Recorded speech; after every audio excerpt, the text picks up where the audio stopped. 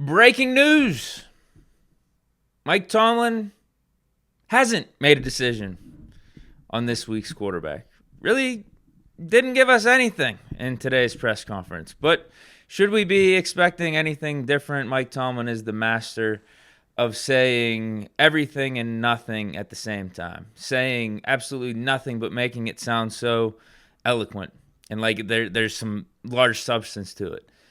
Here's an example of what he said today, talking about Justin Fields. Sometimes it's not about what Justin has done or has not done, in reference to whether or not Justin Fields will be the starting quarterback this week as opposed to Russell Wilson.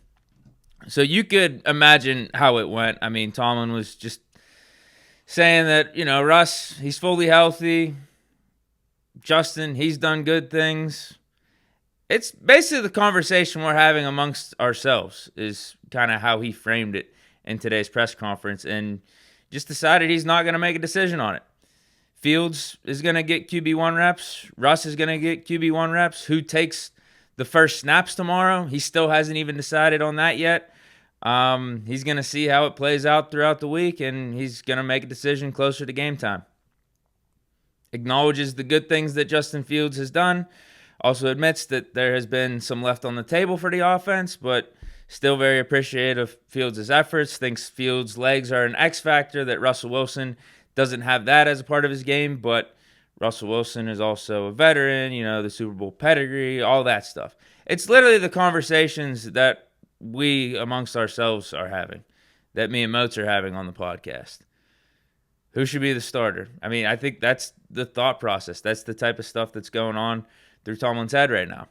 And he doesn't want to make a decision right now, and he doesn't have to, which, honestly, I don't blame him. Like, I know all of us are looking for the decision. We want an answer right now. That's just how we are. But from a gamesmanship standpoint, from, trying to keep the Jets not knowing what we're going to be doing and try to keep them on their toes, I think this is a good move. My thought, though, is if you listen to the press conference that he just did, I think he's leaning Russ. I do. I think he's leaning Russ. But what's crazy about it is someone asked him, I think this was a good question, that whoever is the starter for Week 7, can we assume that they're going to be the starter going forward unless, a string of bad games or injuries? And Tomlin said no. So, whoever he names the starter, I guess he's going to just continue to leave it up to a week-to-week basis. Okay. I don't know, man. I mean, I'd still roll with Fields. I don't think going with Russ would be a bad answer either, but I just think we're 4-2 with Fields. He's playing good, and I think he's only scratching the surface of what he can be. We're only 6 games into him being a Steeler. He's still a young player. I think he's relearning the quarterback position and trying to get rid of all the bad Chicago habits. And we see the flashes. We see the dynamic playmaking. I'm just wondering to myself, what could that be 3/4 of the way into this season? What could that be when the season's over and hopefully we're in the playoffs? Could he flip a switch almost like Jordan Love did last year? Because Jordan Love was okay. First half of last season, we knew where the talent was. He was showing flashes in his own right. But then at some point in the season, it all clicked. He had enough experience under his belt. He's seen enough things to where things started to slow down for him. And now we see where Jordan Love is now. I'm just wondering, could we see the same type of thing for Justin Fields, with Justin Fields? And, we're doing him a disservice by benching him and, with his development. But you also got to respect what Russ is. So that's the conversation. That's where we're at right now, and Tomlin has not made a decision just yet. I think he's going to go with Russ. I would stick with Fields, but that's where we're at. He also said Zach Frazier, he's going to be out this week. He had some injury announcements. Zach Frazier's going to be out, so Ryan McCollum's going to start. But the Zach Frazier injury isn't anything devastating. He's labeled as week to week. So it's frustrating. It's not good, but it could be worse with him. Alex Highsmith is trending in the right direction, and so is Cordarrelle Patterson and DeMonte Casey. I think the guys that he labeled as out, who was it? Damn, I forget. Yeah, Zach Frazier was one of them. I think that there was another significant name kind of that I'm just forgetting right now. But sorry for that. Last thing, though, before I sign off. Davante Adams. I think a lot of us saw the news just a couple hours ago. He gets traded to the New York Jets. They give up a third-round pick. They could become a second-round pick based off Davante Adams' performance. Steelers, we were obviously in the mix for Adams. We miss out. Should we have given up the third-round pick?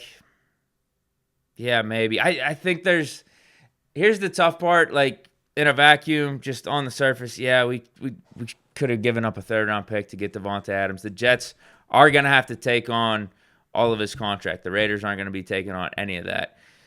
Probably because of how the Jets played yesterday. They said, you know what, screw it, Raiders. You know what, we're not too worried about whether or not you're paying for a portion of his contract. Just give us Davante Adams. We're desperate at 2-4 at this point. We need something. And that was probably one of the sticking points with the Steelers. I don't think we wanted to, and other teams that were interested. They didn't want to take on the majority of Davante Adams' contract. Wanted the Raiders to pay a portion of that. Raiders wanted to offload the whole thing. So that's obviously a sticking point. And the Jets, as I said, in desperation based off yesterday's game, probably just were willing to overlook that. Whatever it takes to get Davante Adams in here, let's get it done. So the thing is with the Steelers, that like, did we miss out? Yes, again, on the surface, in a vacuum, Davante Adams for a third-round pick feels like a no-brainer, considering how much we need the receiver help. But with our QB position in flux, with how we run our offense with the heavy personnel, and Jaylen Warren getting healthy, Cordarrelle Patterson coming back, I wonder if it would have been worth it for the Steelers. I think it's going to be worth it for the Jets because they're actually going to utilize Davante Adams right. I just wonder if we would have not utilized Adams properly because we have a wide receiver number one here already with a ton of talent in Pickens, and we're barely utilizing him right. And we have all these heavy tight end formations. We like to utilize the running backs like a Jaylen Warren, Cordarrelle Patterson in the passing game too. I wonder if the third-round pick, taking on the contract, and depending on what Davante Adams and I guess his team does, it could move up to a second-round pick. I wonder if that would be worth it. Maybe a guy like Cortland Sutton, maybe a guy like a Christian Kirk, a Calvin Ridley, Deontay Johnson. It sounds like he knows he's about to be traded from the Panthers. But then I'm also seeing stuff that the Panthers can't trade Deontay Johnson back to the Steelers. There's some type of 2-year rule where you can't get traded back to your former team that trades you. I don't know if there's a loophole to that, but yeah, I wouldn't mind having Deontay Johnson back. And obviously those type of players, it's going to cost a lot less to bring those dudes in than Davante Adams. But maybe, just given how we run our offense and our QB situation being in flux, maybe they would have the same amount of production than a Davante Adams would have here anyway, but it would just cost a lot less. But the impact would be felt the same. That's where I'm at with it. Yeah, it sucks that we didn't get him, and he's going to the team that we're playing this week. He has the connection with Aaron Rodgers. It's funny, yeah, we couldn't dodge Davante Adams. We couldn't do it. We almost did. He wasn't playing for the Raiders last week, but then he gets traded to the team that we're playing this week. And yes, he's inevitable, I guess. Davante Adams facing the Steelers was inevitable. It was going to happen at some point this season. We couldn't avoid it. But yeah, that's about it for today's show here. Tomlin said nothing about the QB spot. Yeah, said nothing. So we're just going to have to wait and see who gets the QB1 reps first tomorrow, how they're split up. That's going to obviously give us a hint as to who's going to be the starting Week 7 quarterback. But then, yeah, I guess it doesn't really tell us much going forward even after that, because it's going to be who the quarterback's going to be long-term is going to be dependent on whoever's out there and how they look in Week 7, because Tomlin isn't ready to even commit long-term to one of these guys. It's going to be week to week, just like it feels like it has been for the last 3 to 4 weeks, which I don't know, man. I think a decision's a steadfast decision is going to have to be made at some point here soon, and I think the bye week is the deadline for it. So if you do go with Russ here, you get a 2-game sample. make your decision at the bye. If you want to go with Fields and get the full 8-game sample, full half-season sample from Fields, and then you say to yourself, all right, could it be better with Russ? Or no, we're going to stick with Fields. We like what we're doing. We're sitting at 5-3, 6-2. Let's rock with Fields. He's done enough. Just make the decision at least at the bye. Please. Please. Because I don't think the wavering and just having it be this week-to-week thing is good. I guess it's good that you keep the quarterbacks on their toes.